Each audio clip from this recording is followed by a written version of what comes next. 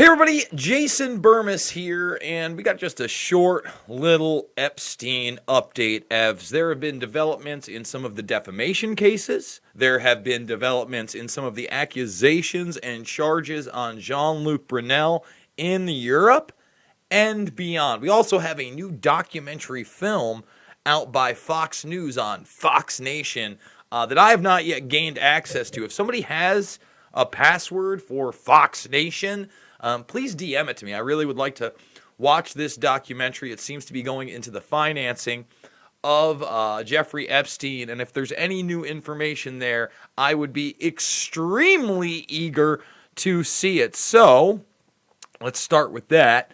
The Mysterious Origins of Jeffrey Epstein's Enormous Fortune, new documentary, raises questions, and you could go watch the trailer right here. It's called The Twisted Life of Jeffrey Epstein. Okay, and I was actually on a show called Dangerous Conversation today as a part of Florida Man Radio with Scott Ledger, who's a friend of mine, somebody that I've actually done radio with for years, and we spent an hour talking about the intricacies of this Epstein case.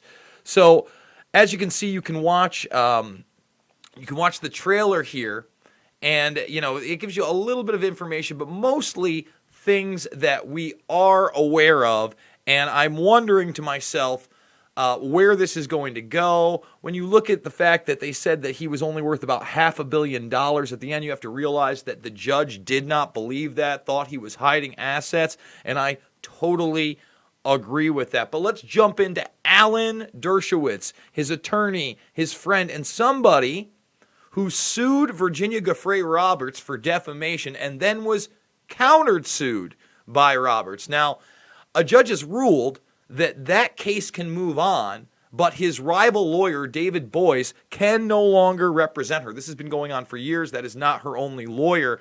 And again, if you've been following my work, the reason that Boies came into question was that Dershowitz, legal or not, it would seem it was legal even if it was shady, had taped a conversation with David Boies, and somewhere in the background, Dershowitz had claimed that David Boies was recorded saying that he doubted some of Virginia Giuffre Roberts' story. And remember, there could be some disinfo in here. Not everything could possibly be true. In fact, we've also covered the email exchange between Virginia and the Daily Mail, in which it's suggested, and it's in that 2,000-page data dump, that they wanted her to name Dershowitz. Now, remember, Maria Farmer came to the aid of Roberts when she named that Dershowitz was indeed friends with Epstein back in the late 90s, early 2000s, and coming to his New York mansion where underage modeling was going on upstairs, and Mr. Dershowitz would often go up those stairs and disappear for a while. But don't worry, Alan's told you he's only received a massage once on the island from an old woman, and he kept his bottoms on. He had his underwear on. That's the lawyer, Alan Dershowitz, someone that's just the pinnacle of honesty. And listen, Dershowitz is a very complicated character. If you go to this channel and you go back months, you can see that I did videos on him representing Julian Assange for a time. That's a real thing. He was part of the WikiLeaks lawyer team. And you can dig deep, deep down the rabbit hole into Alan Dershowitz, and I encourage all of you to do your own research into him. But as I said, the defamation case will continue, and that is something that we have to keep a close eye on. With that being said, okay, Epstein's French modeling agent Jean-Luc Brunel accused of sexual harassment. Now, again, if you watched one of my presentations about 2 weeks ago, this isn't news, man. The 60 Minutes piece that was done about Jean-Luc Brunel and Claude Hadid, another person that was, yes, in the little black book of Epstein, showed that these guys were serial abusers. And we're talking about abusers of children. Many an accusation.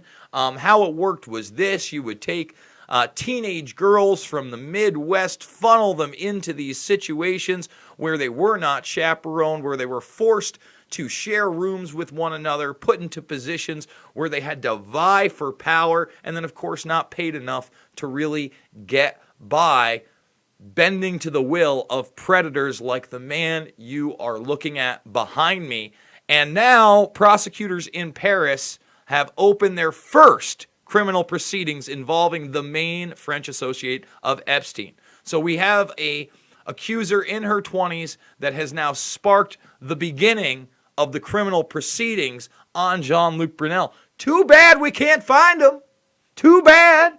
We don't know where he is. Okay? And I think that's over here, right?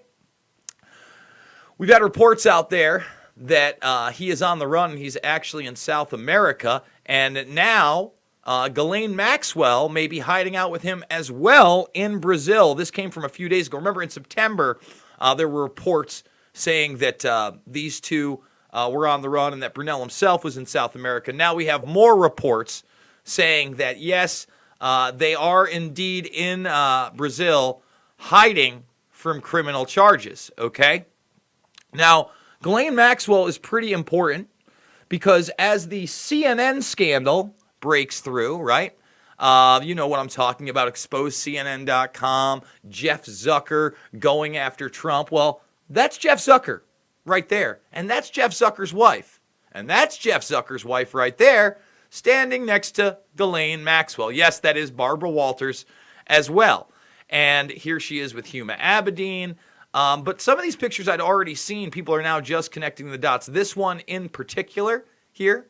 So Zucker's wife has now been pictured several times at red carpet events with Ghislaine Maxwell, the main madam for procuring children for Jeffrey Epstein and his cohorts. Now, don't get me wrong, she's not the only one. We've got Sarah Palin, we've got Leslie Groff, we've got Nadia Marcinkova. We have others that were just recently named, including a maid that is now deceased. We covered that last week.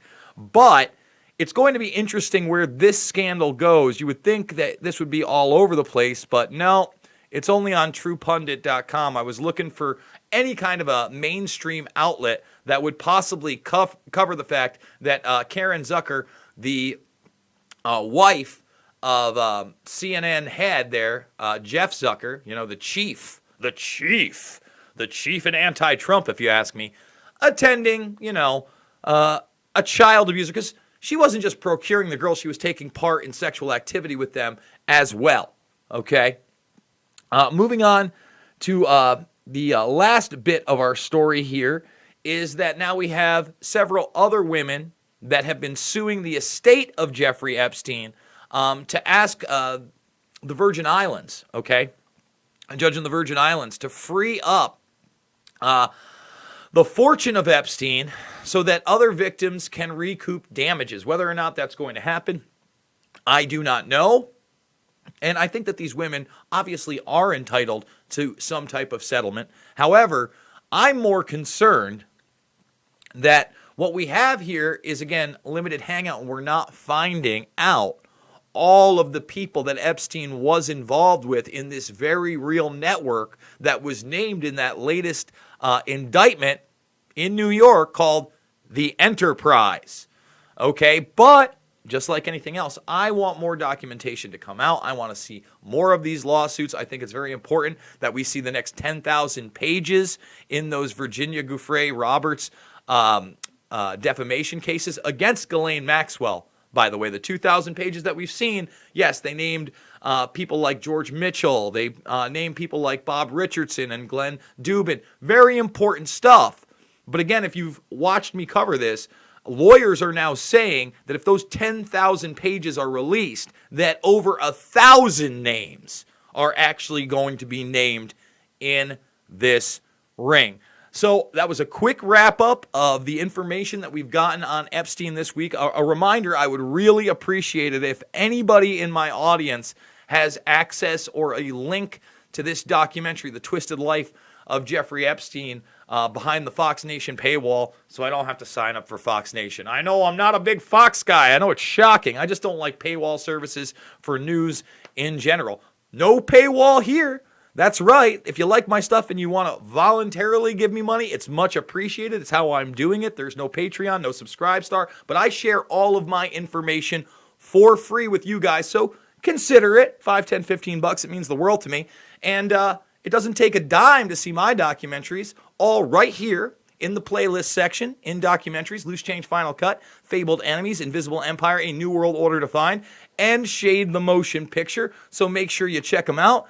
And make sure to thumbs this video up, share it with others, and if you're not subscribed, join the Burmis Brigade. 35,000 people can't be wrong, and we're on the way to 40K and 50K and 100K, as long as YouTube doesn't pull any shenanigans and just suddenly, make me depersoned or unperson my channel. I don't know why they would. I don't preach hate. I'm not a bigot. I got nothing but love in my heart, and I also don't preach violence. In fact, that's not the way to do things. It's all about information. It's sharing it with other human beings and trying to relate to them. It's less about our differences and more about our similarities, guys. That's why it's never been about left or right.